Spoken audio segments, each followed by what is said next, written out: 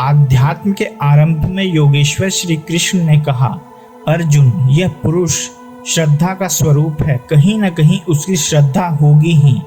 जैसी श्रद्धा वैसा पुरुष, जैसी वृत्ति वैसा पुरुष।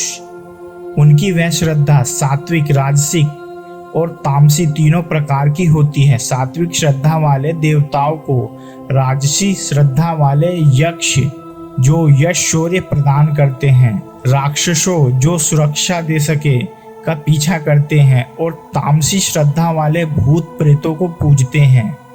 शास्त्र विधि से रहित इन पूजाओं द्वारा ये तीन प्रकार के श्रद्धालु शरीर में स्थित भूत समुदाय अर्थात अपने संकल्पों और हृदय देश में स्थित मुझ अंतर्यामी को भी कृश करते हैं, न कि पूजते हैं।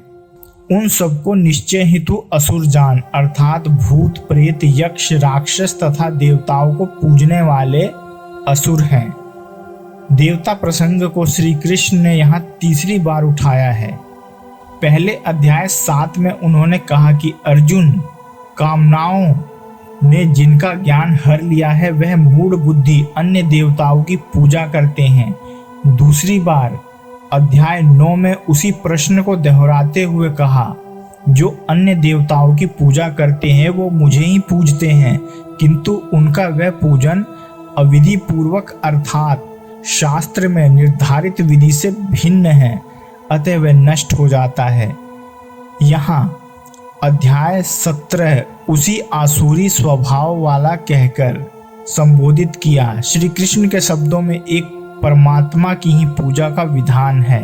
तो दोस्तों, अब हम चलते हैं कुरुक्षेत्र की रणभूमि में और सुनते हैं अध्याय 17 श्रद्धात्रय विभाग योग।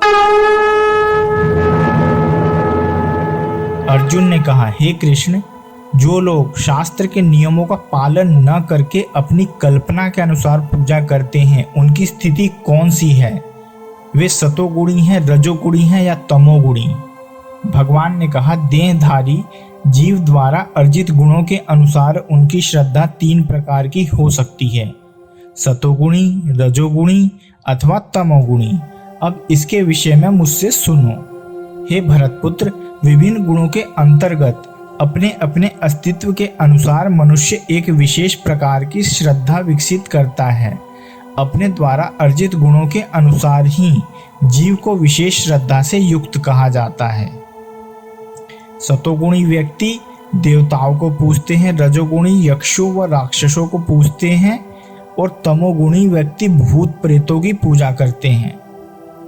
जो लोग शास्त्र विधि से रहित घोर तप करते हैं वह दंभ, अहंकार, काम और राग से भी युक्त होते हैं और शरीरस्थ भूत समुदाय को तथा मुझ अंतर्यामी को भी कृश करने वाले अर्थात कष्ट पहुंचाने वाले जो अविवेकी लोग हैं उन्हें तुम आसुरी निश्चय वाले जानो। यहाँ तक कि प्रत्येक व्यक्ति जो भोजन पसंद करता है वह भी प्रकृति के अनुसार 3 प्रकार का होता है। यही बात यज्ञ, तपस्या तथा दान के लिए भी सत्य है। अब उनके भेदों के विषय में सुनो। जो भोजन सात्विक व्यक्तियों को प्रिय होता है वह आयु बढ़ाने वाला, जीवन को शुद्ध करने वाला तथा बल, स्वास्थ्य, सुख तथा तृप्ति प्रदान करने वाला होता है।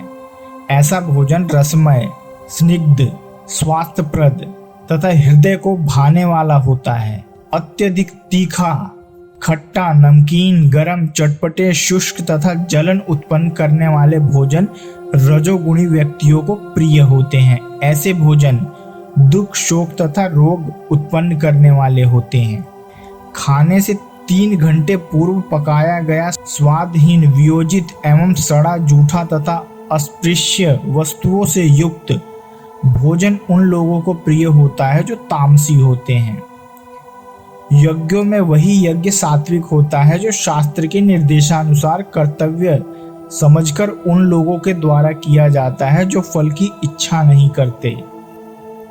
लेकिन हे भरतश्रेष्ठ, जो यज्ञ किसी भौतिक लाभ के लिए गर्ववश किया जाता है उसे तुम राजसी मानो।